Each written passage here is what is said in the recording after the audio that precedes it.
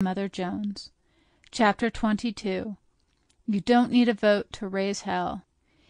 After the operators had refused to accept the President's terms for peace, the strike went on, with its continued bitterness, suffering, patience. Strikers were killed. Gunmen were killed. John R. Lawson, an official of the Union, active in behalf of the rank and file, was arrested and charged with murder. It was an easy matter in the operator-owned state to secure a conviction. I took a train and went to Iowa to see President White. "President Wilson said that this strike must be eventually settled by public opinion," said I. "It's about time we aroused a little. We've got to give this crime of convicting an innocent man of murder a little publicity." "You're right, Mother," said he. "What do you think we ought to do?" "I want to hold a series of meetings all over the country and get the facts before the American people." Our first meeting was in Kansas City. I told the great audience that packed the hall that when their coal glowed red in their fires, it was the blood of the workers, of men who went down into black holes to dig it, of women who suffered and endured, of little children who had but a brief childhood. "You are being warmed and made comfortable with human blood," I said. In Chicago, Frank P. Walsh, chairman of the Industrial Commission, addressed the meeting. Garrick Theatre was crowded. He told them of the desperate efforts of the operators to break the spirits of the miners by jailing their leaders. We held meetings in Columbus and Cleveland and finally held a mass meeting in Washington. By this time the public opinion that President Wilson referred to was expressing itself so that the long-eared politicians heard. Through the efforts of men like Ed Nockels, labor leader of Chicago, and others, John Lawson was released on bonds. Ed Nockels is one of the great men who give their life and talents to the cause of the workers. Not all labor's leaders are honest. There are men as cruel and brutal as the capitalists in their ranks. There is jealousy, there is ambition. The weak envy the strong.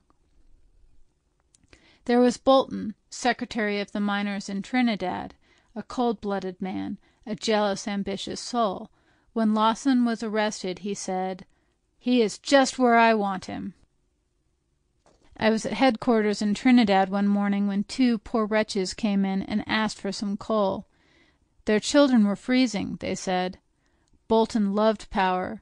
He loved the power of giving or refusing. This time he refused.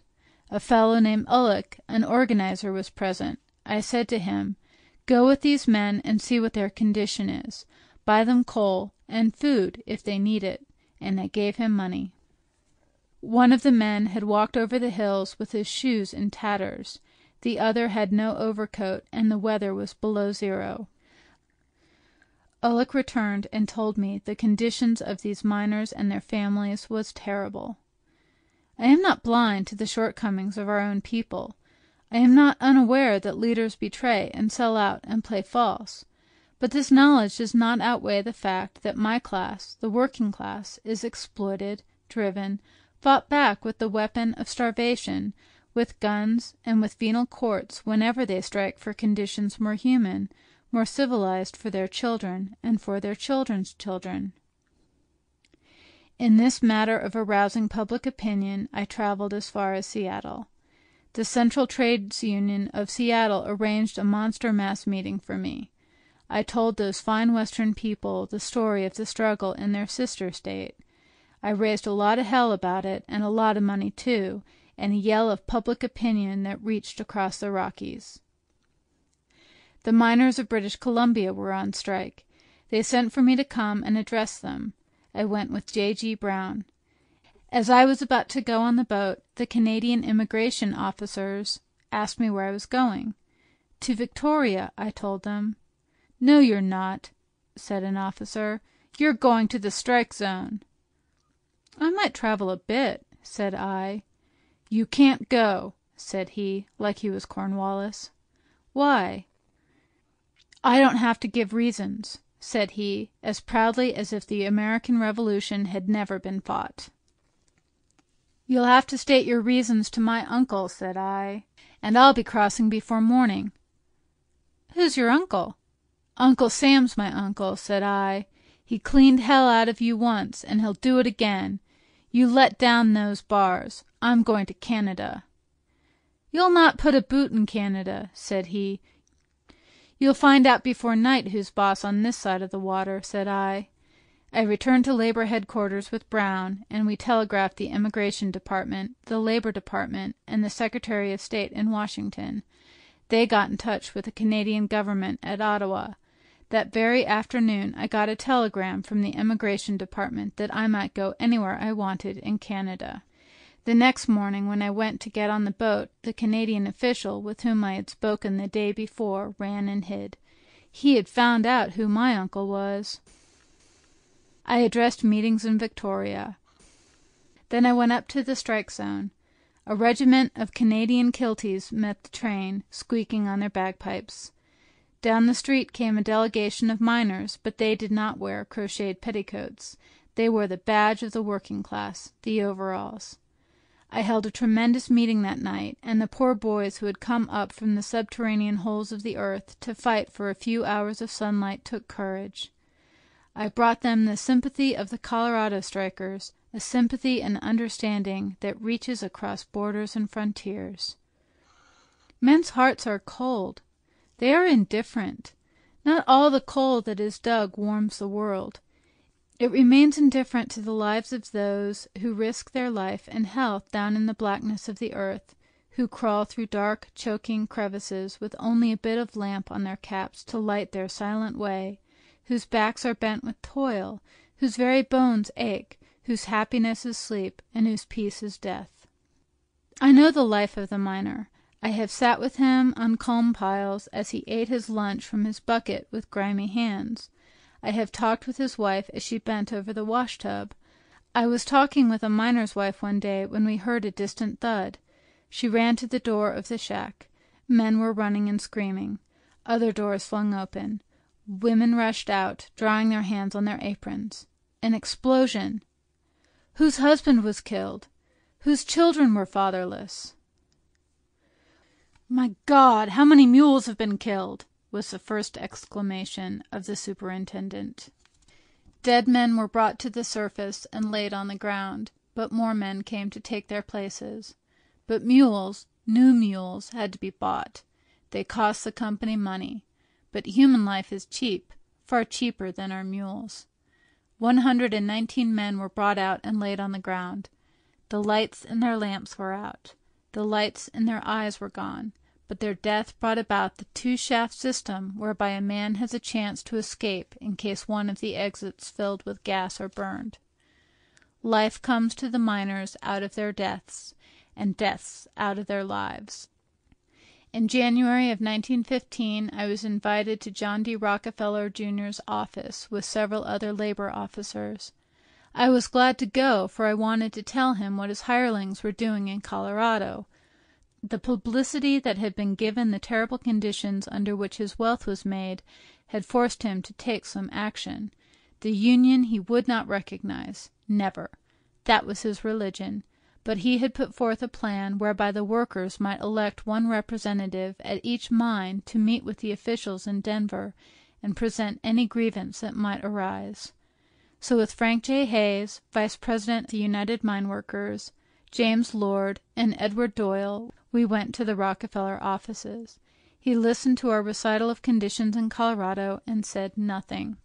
I told him that his plan for settling industrial disputes would not work, that it was a sham and fraud, that behind the representative of the miner was no organization, so that the workers were powerless to enforce any just demand, that their demands were granted and grievances redressed still at the will of the company, that the Rockefeller plan did not give the miners a treasury, so that should they have to strike for justice, they could be starved out in a week, that it gave the workers no voice in the management of the job to which they gave their very lives.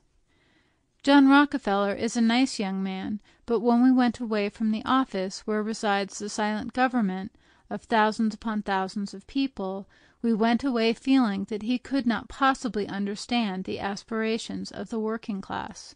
He was as alien as is one species from another, as alien as is stone from wheat. I came to New York to raise funds for the miners' families. Although they had gone back beaten to work, their condition was pitiful. The women and children were in rags, and they were hungry. I spoke to a great mass meeting in Cooper Union. I told the people, after they had cheered me for 10 minutes, that cheering was easy, that the sidelines, where it was safe, always cheered. The miners lost, I told them, because they had only the Constitution. The other side had bayonets. In the end, bayonets always win. I told them how Lieutenant Howard of Walsenburg had offered me his arm when he escorted me to jail. "Madam," said he, "will you take my arm?" "I am not a madam," said I am Mother Jones. The government can't take my life, and you can't take my arm, but you can take my suitcase. I told the audience how I had sent a letter to John Rockefeller, Jr., telling him of conditions in the mines. I had heard he was a good young man and read the Bible, and I thought I'd take a chance. The letter came back with "refused" written across the envelope. "Well," I said, "how could I expect him to listen to an old woman when he would not listen to the President of the United States through his representative, Senator Foster?" 500 women got up at dinner and asked me to speak. Most of the women were crazy about women's suffrage. They thought that Kingdom Come would follow the enfranchisement of women. "You must stand for free speech in the streets," I told them. "How can we," piped a woman, "when we haven't a vote?" "I have never had a vote," said I, "and I have raised hell all over this country. You don't need a vote to raise hell. You need conviction and a voice." Someone meowed, "You're an anti."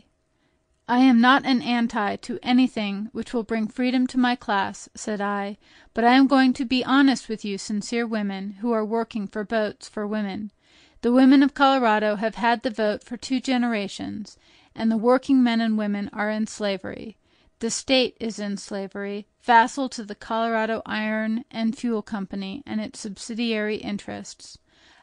A man who was present at a meeting of mine owners told me that when the trouble started in the mines, one operator proposed that women be disfranchised because here and there some woman had raised her voice in behalf of the miners.